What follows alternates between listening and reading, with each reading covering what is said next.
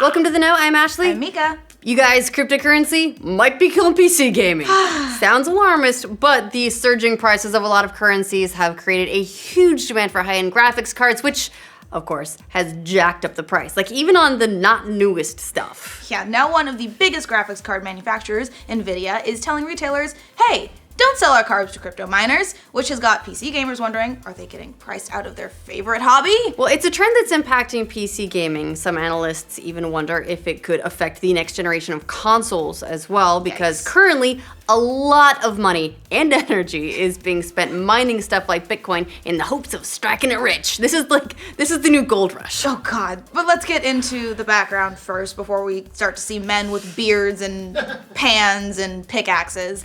Building a high-end PC gaming rig has never been cheap, but now it's gotten even more expensive. And some powerful graphics cards are now selling for double their normal market price or even more than that, which is a lot of money. Yeah, just to give one example, the GTX 1070 line of cards used to cost as low as $350. Not bad. Pretty reasonable, right? If you want like a high-end graphics card, it's no 1080, but it's 1070, pretty good, $350. Yeah, now they're going for $900 to $1,000 on Newegg. Oh, yikes. That's like triple hike. Yeah, PC Part Picker has graphed out the price jumps for lots of cards over the last year, and another example, an AMD Radeon RX 580 cost about $250 last spring. Now those cards cost well over $600 on Amazon, so that's another big jump. It doesn't take a genius to figure out that this gonna hurt PC gamers, especially those who want to get a new rig, who want to build that out, but on a tight budget, which is causing tensions between gamers and crypto miners, with people now cheering for the crash of the crypto economy.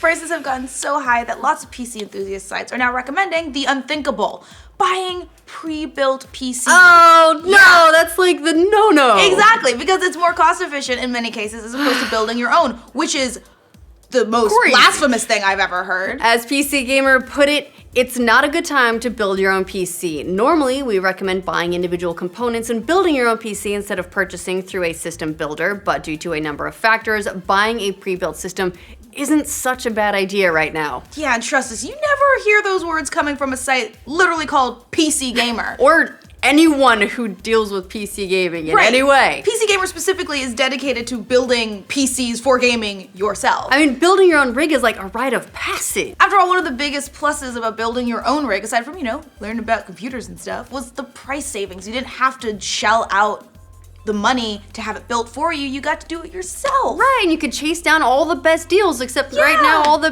best deals are terrible. Yeah. But it's all out the window. And now Nvidia is gonna go a step further. They're publicly asking retailers to not sell their cards to crypto miners, or at the very least to prioritize gamers. Nvidia spokesman Boris Bowles told Computer Base, for Nvidia, gamers come first. All activities related to our GeForce product line are targeted at our main audience. To ensure that GeForce gamers continue to have good GeForce graphics card availability in the current situation, we recommend that our trading partners make the appropriate arrangements to meet gamers' needs as usual.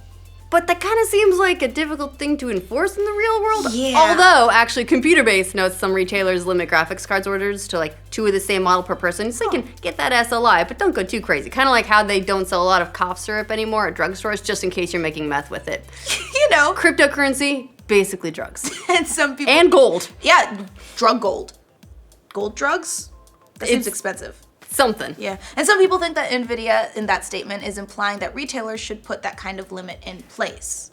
Others, though, are wondering if Nvidia is just kind of full of shit, and they're just saying this as a way to save face so the gamers don't blame them for the high prices. Yeah, after all, if graphics card makers wanted to, they could solve this by increasing the supply. What? And cranking out more than enough cards. But then if, or, when the cryptocurrency bubble pops, that runs the risk of them being left with a lot of excess inventory that they can't sell, and no manufacturer wants that, so that's why people are calling bullshit. Yeah, well, meanwhile, they say the gamers are priority, but Nvidia sure does seem to be helping crypto miners out. Yeah. Turns out Nvidia recently updated its licensing agreement in which the company limits the use of its products by big data centers unless they're mining cryptocurrencies. Yeah, and coincidentally, all this crypto mining has been very helpful to Nvidia's profits. It posted more than $2.2 billion in revenue after the second quarter in 2017, which was a 56% jump from the previous year. So, yeah. Gamers might be Nvidia's long-term relationship, but seems like they're having a little bit of a fling with crypto miners at the moment. Just a hot, steamy little thing. Doesn't just want you to look too hard at it.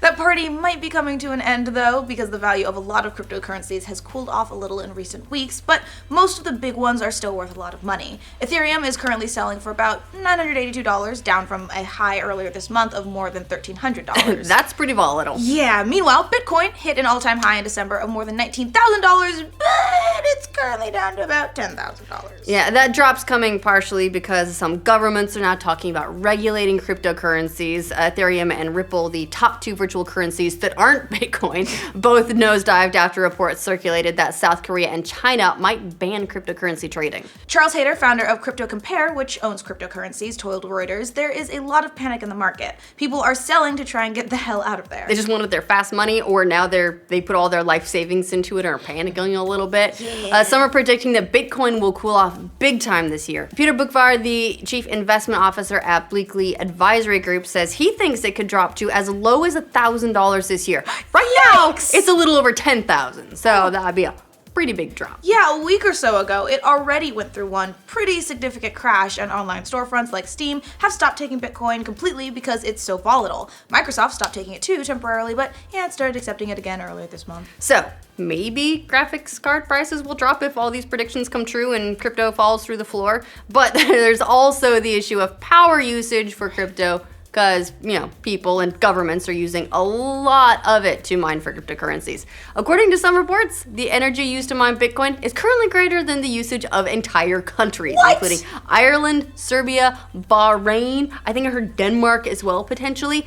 Jeez! Yeah, it's taken a lot of power. Yeah, so that's got some analysts wondering, what kind of long-term impact could crypto mining have on gaming or even consoles? Well, NPD analyst Matt Piscatella tweeted, if crypto mining continues to grow and impact GPU space, I have to imagine it will limit what tech next-gen consoles may include and improvements to next-gen game graphical fidelity. In short, he's suggesting that graphics performance might get sacrificed in the next generation if hardware costs stay too high, which blows. But it makes sense. One of the appeals of consoles for a lot of mainstream consumers is that it's this single, reasonably affordable box and they can play games on it. If GPU prices drive up across the board, if we're seeing, wholesalers probably aren't going to see triple the cost like we're seeing in a lot of retail GPUs right now, but if prices go up, then the entire console price goes up. It drops that value proposition a whole bunch. Yeah, we'll have to see how all this shakes out, but one thing's for sure right now, you might want to hold off on building your own gaming PC, me included, unless you've got a lot of spare Bitcoin lying around, so if I'm bummed. I was planning on doing a GPU upgrade. Now I just gotta hold off. I was planning on building a cool Diva rig, but now I'm just gonna go buy a computer. I'm very sad. What do you guys think of the surging price of graphics cards? Got any horror stories to share? Let us know in the comments. And I said horror, not horror stories. That one. But you can share your horror stories too if they're real fun. Also share some links if you know a good place to get a pre-built PC. I'm looking I thought you were going to talk about whores. Not whores. I don't want a pre-built whore. Or a pre-built whore. And for all of your PC gaming news, possibly whores too, be sure to like this video. And if you're new around here, subscribe to the know. Right after all, one of the biggest, pulses of building your own rig, aside from, learning a lot about how computers work. Pluses. What did I say? I said pulses. Pulses. Yeah. Bowls? Bowls. Bowls. Borders bowls. Borders bowls. Consoles. Well, NBD analyst Matt Piscatella